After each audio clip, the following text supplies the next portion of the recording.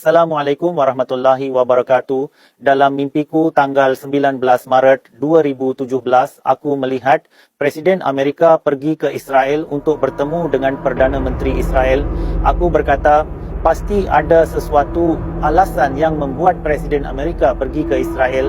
Aku harus mencari tahu untuk apa tujuan pertemuan mereka.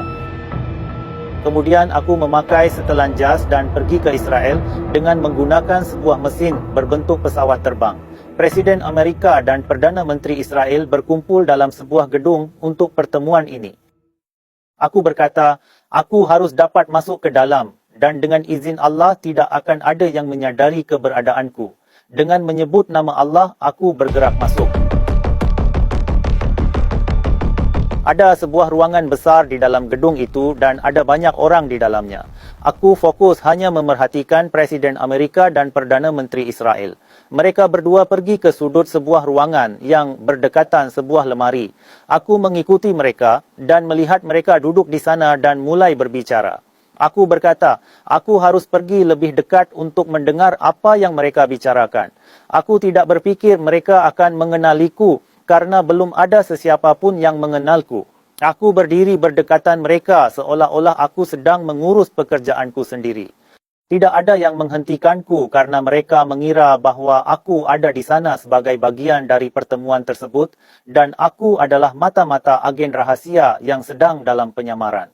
Perdana Menteri Israel mengatakan kepada Presiden Amerika, aku hampir menyiapkan pembangunan kuil rahasia Dajjal dan setelah itu hanya nama Palestina yang akan tersisa dan kita akan menguasai seluruh Timur Tengah. Presiden Amerika kemudian menjawab, tidak hanya Timur Tengah tapi kita akan menguasai seluruh dunia. Aku sangat terkejut mendengar rencana itu. Ternyata mereka telah membangun kuil Dajjal sementara aku tidak menyadarinya. Aku pun keluar dari sana dalam keadaan yang sangat cemas dan aku mulai menuju ke Palestina. Aku melihat tentara Israel menghancurkan rumah-rumah rakyat Palestina dan ibu-ibu melarikan diri dengan anak-anak mereka.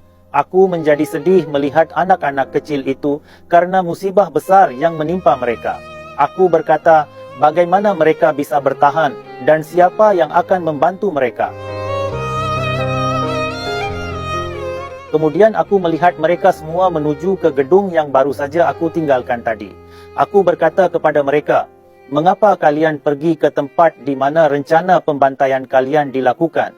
Seorang wanita berkata, kemana kami akan membawa anak-anak kami pergi? Kami tidak punya pilihan yang lain. Mereka mungkin akan membunuh orang dewasa, tapi mereka mungkin akan melepaskan anak-anak kecil.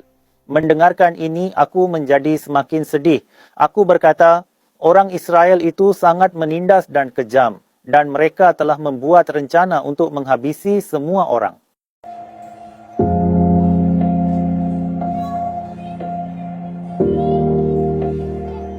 Setelah melihat itu, aku berkata, sesuatu akan terjadi dan sebaiknya aku keluar dari sini.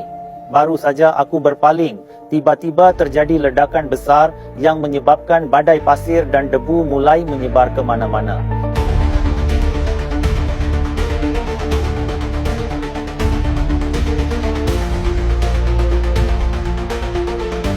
Bangunan-bangunan yang besar hancur dan rumah-rumah kaum muslimin mulai mengalami kerusakan yang parah.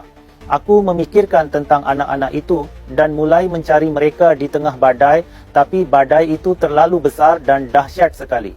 Badai itu sangat dahsyat sehingga cahaya matahari pun tidak dapat mencapai bumi dan suhu bumi juga turun sangat rendah secara drastis. Aku melihat para wanita dan anak-anak itu dari jauh. Aku berkata, bagaimana mereka bisa bertahan hidup di luar seperti ini dengan kondisi sedingin ini.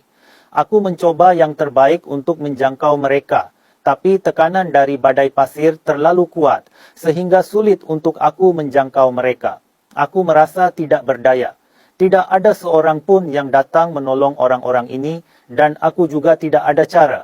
Aku tahu hanya Allah saja yang dapat membantu mereka. Aku terus memperhatikan kerusakan yang ditimbulkan oleh badai pasir itu dan memutuskan telah tiba masa untuk pergi. Berada di situ akan berisiko untuk mesin terbangku dan aku akan terperangkap di sana. Lalu aku menuju pulang ke Pakistan dan mimpi pun berakhir di situ. Jazakumullahu khairan telah mendengarkan.